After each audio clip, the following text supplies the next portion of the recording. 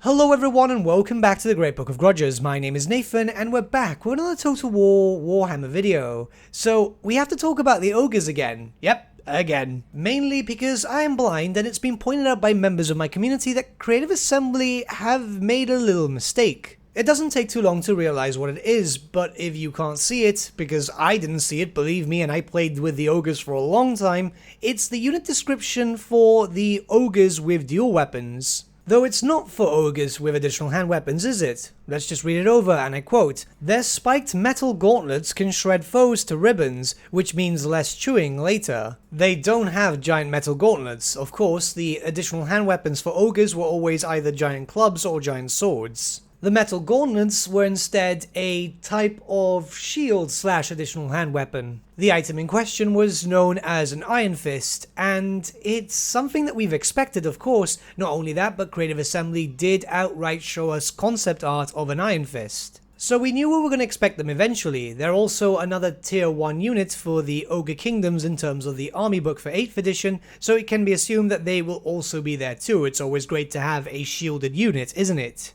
Especially if the Ogres are following the 8th edition army book, they're going to lack shields, so at least one shielded unit is going to be quite good, unless they obviously have stuff planned for various different armor types in the future. There's obviously not too much to talk about here, though it is rather interesting, as of course, if the unit description is being added, that was clearly a mistake, or maybe an intentional hint. Perhaps this means that the Ogre Kingdoms are further along than we would have thought, as if they're doing unit descriptions, I imagine that those are pretty much the last things that you add in. It just further pushes to the fact that obviously Ogre Kingdoms are likely to be the pre-order incentive. Not only that, maybe we're getting closer and closer to a reveal? It just makes sense, as of course they did say very soon when it came to the reveal of the pre-order race. Though of course Creative Assembly's interpretation of soon is, well, very confusing.